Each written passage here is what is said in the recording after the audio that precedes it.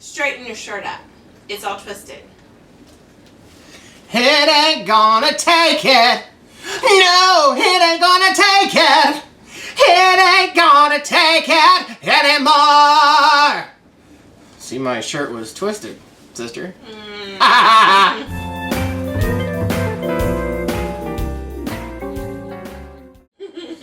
Hey, Crock Posse, and welcome back to another edition of Cooking Chris's Dishes with the good old boy. That's me, where we're cooking up dishes straight from recipes.crock.com, which is my beautiful wife's cooking blog that has many, many recipes that we are enjoying from the site. And today, we're going to have some macaroni and cheese on steroids. This is an episode that we call a Why Didn't I Get to Eat That? Because this is an Aunt Lou recipe, and it is a cheesy rotini. And if you like macaroni and cheese, this is going to put it over the top for you. It is fantastic. I did a quickie while ago, which is what we're going to show you on the end product, and it's so good. Aunt Lou pulled me aside after she made this and said, you should do a cooking show on this one just so you get to eat it. Thanks, Lou. I'm glad she did, because now I get to eat it twice.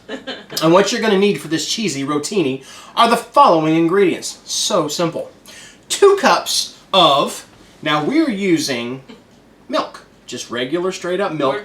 We're using 2% milk is what we drink in the house. The recipe that Lou called for was 2 cups of? Half and half. Half and half, which is a little thicker. If you want to be more decadent about it, I'm not going to stop you. Lou said that everybody in her family went crazy over it. We're going to lighten it up just a hair. So we're just using 2 cups. Not too much. Yeah, just a little. We're using 2 cups of 2% milk and 1 can of cheddar cheese soup.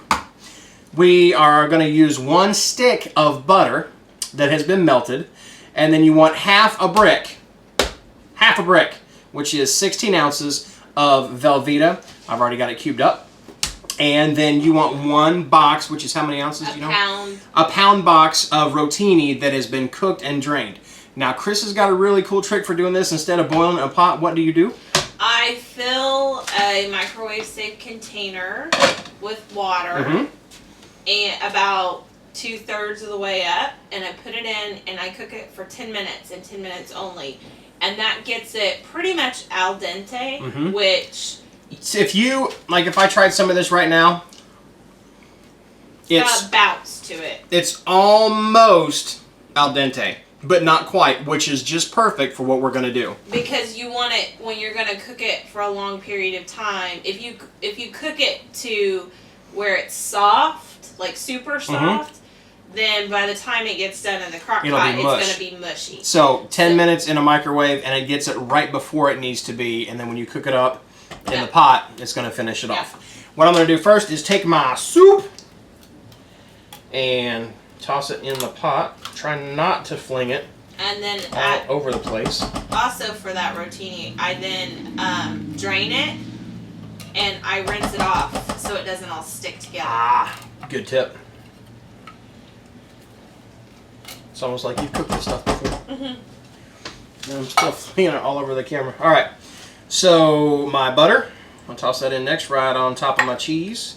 Like we said, we weren't really lining it up. It just a little. I almost went and bought the half and half, and I'm like, with a stick of butter and all that Velveeta in there, I think we can handle 2% milk. Which is what I just put in the pot. So butter, milk, and cheese.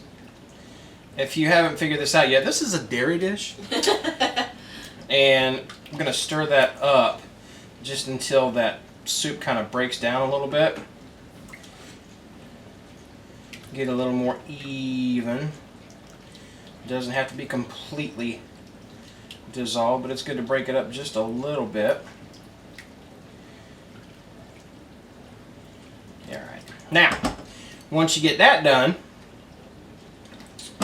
simply take your pasta and put it in the bowl. I'm going to have to be very careful so I don't dump this pasta all over the floor.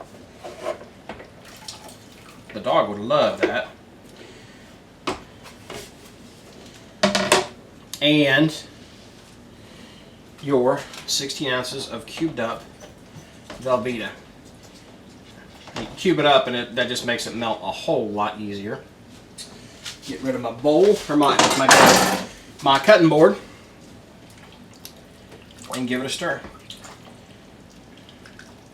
Let everybody get to know everybody else at the party. Introduce the pasta to the cheese. Introduce the cheese to the cheesy soup. You're always so polite. Well, you know, I like for everybody to get to know everybody in a party. And that is it. Once you get everything pretty much mixed up, like I said, that cheese is going to stick together a little bit there. It's fine. It's going to melt down. And then when it's cooked all the way, you're going to stir it up, and that's going to melt that cheese even more. So I will take a lid and put on it. Get it out the way, and I'll get that cooking here in a little bit. You want to set that on low for an hour and a half to 3 hours, depending on your slow cooker. We went and made the beginning, like I said, we did a quickie, and then the family and I went to the park, and we were gone for about an hour and 45 minutes, I think, and I came back, and this was already ready to go.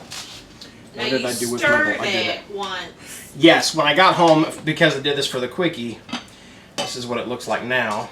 Ooh, that steam's still hot. I stirred it up, so you're going to see that cheese, and I'm just using my spoon for my other one. It's not like we had anything raw in there. But look at that. Ho, ho, ho, ho, ho. That is cheesy goodness right there.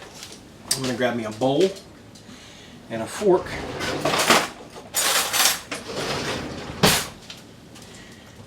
Pop some of that in the bowl. Just a little. I got a little bowl because I've still got another episode to tape, and I can fill it back up again. Let's give that a try. Now, look how that cheese is all soaked up into that rotini. Aunt Lou talks about optional breadcrumbs. If you like breadcrumbs on top of your mac and cheese, you can sprinkle it on there. Breadcrumbs is good with it. It kind of gives it a little crunch. Along with this, I just want something soft and velvety. And that's what I got. If you love cheese, oh my gosh.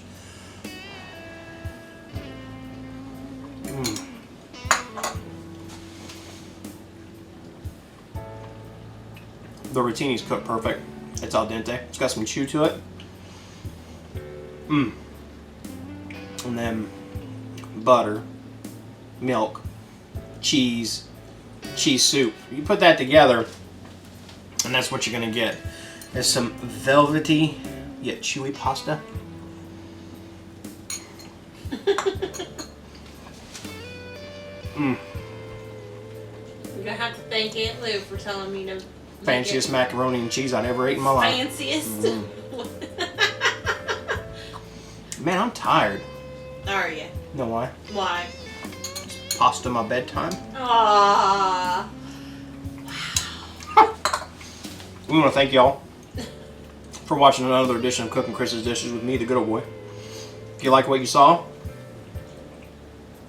down below, that I was trying to point and chew at the same time. I was gonna say, I thought you were gonna say, I want to thank you for watching me chew. Down below is a little button. It's the subscribe button. If you're not a member of the Crock Posse yet and you have not subscribed, click it, and you will be a member of our beloved Crock Posse. And we thank you very much for watching us today. And join us again for another episode of Cooking Chris's Dishes with the good old boy. And if y'all keep watching, we'll keep cooking, and all will be well.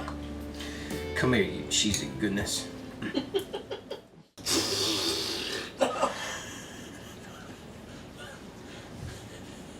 I'm sorry.